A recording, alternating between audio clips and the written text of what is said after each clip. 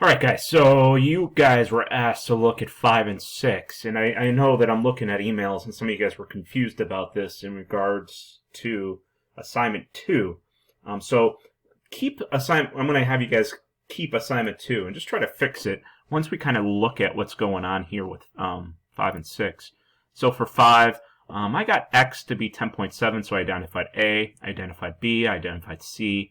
9 squared plus x squared equals 14 squared. I solved for x squared, so I got x squared to be 115. The square root of that is 10.7. Now I have a squared, b squared, c squared. 12 squared plus 11 squared equals x squared. And then 144 plus 121 is 265. And that gets me 16.3 as x. Now, let's look at this idea of the Pythagorean theorem, but we're going to look at it on the quadrant plane, okay? So we're going to look at negative 3, 5. And if I look at negative 3, 5, here's A. And then when I look at B, it's 4, negative 2. And so what I'm going to do a really bad job. Hopefully you guys have a straight edge and you guys can connect those together.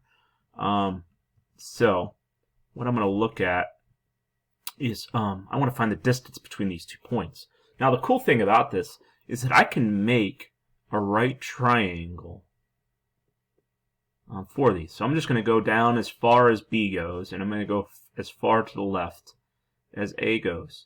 And what I'm going to do is I'm going to count how many squares A is from this horizontal line. And then we'll do the same thing from B to this vertical line. So let's do this vertical. 1, 2, 3, 4, 5, 6, 7. That is that distance. And then we're doing the same thing. 1, 2, 3, 4, 5, 6, 7. So, well, just looking at this, do you see where the right triangle is? Right here. So this is A, and that's B, so this turns out to be C. So I do have 7 squared plus 7 squared equals C squared. So I do have 49 plus 49 equals C squared. You do get C squared to be 98. And then we're just taking the square root of 98. And when I do that, I get C to be equal to 9.9. That is what that distance is. Now, eventually what we're trying to do is trying to look at this. These points are pretty close, but eventually we want to get to a point that the points are so far away that I can't really necessarily find the distance. I can't make a right triangle connecting 2 points that are really far apart. So let's try to look at this next one. I'm going to look at 5, 4. So I got 5, 4 right here. That's point C. And I'm going to go from negative 6 up to 7 for D. And I'm going to connect those dots like that. And I'm going to make a right triangle. What color do I want to use? Let's use purple. Make this triangle extra purpley. So I'm going to draw a line from D down to C as much as I can. And I'm going to go from C all the way to D. I'm going to count 1, 2, 3 is that distance. 1, 2, 3, 4, 5, 6, 7, 8, 9, 10, and 11 is that distance. Let me just count 1, 2, 3, 4, 5, 6, 7, 8, 9, 10, and 11. Okay, so that's 11. So I got 3 squared plus 11 squared is going to equal the hypotenuse, C. So I got 9 plus 121. That's going to be equal to C squared. So I have 130 equals C squared. So if I take the square root of 130, you should get C to be 11.4. So that's pretty cool. That's a pretty sweet pattern that we're noticing here. All right, so let's kind of look at this abstractly. So I'm going to just choose a random point for W, and we're just going to say W is right here. And I'm going to call this X1, Y1. And we're going to call this point Z. And we're going to call this X2, Y2. And I want to find the distance between these 2 points. So to find these distances, kind of like what we're looking at, is I'm trying to find out how far away is 5 from negative 6, and doing the same thing with 4. How far away is 4 from 7? Well, 4 is 3 away from 7. So what we're doing is we're really taking y1 and y2 and subtracting them to try to find out what that vertical distance is. And then we're going to square it, because that's what we're doing. Like, the vertical distance is always going to be squared. That horizontal distance, then we're doing the same thing. Then we're going to take x1 minus x2.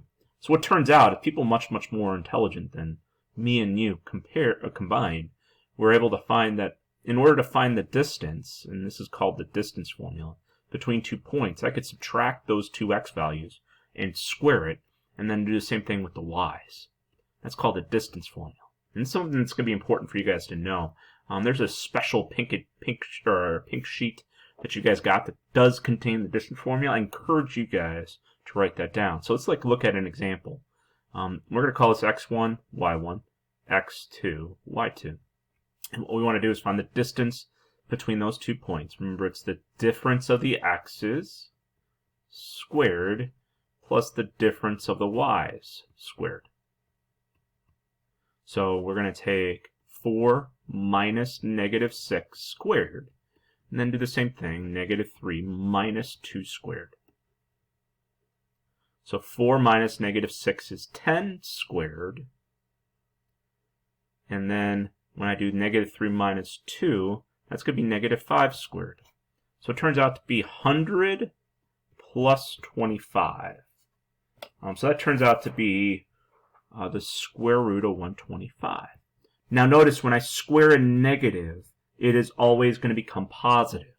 Whenever I square a negative, it will always be positive. So if I take the square root of 125, you're going to get 11.2. All right, so let's just look at one more, and then I'm going to have you guys try a couple. So this is x1, y1, x2, y2. And remember, it's the difference of the x's squared plus the difference of the y's squared. So I'm going to take 4 minus negative 6 and square it, and then do negative 3 minus 2 squared. So 4 minus negative 6 is 10 squared. And then if I do negative 3 minus 2,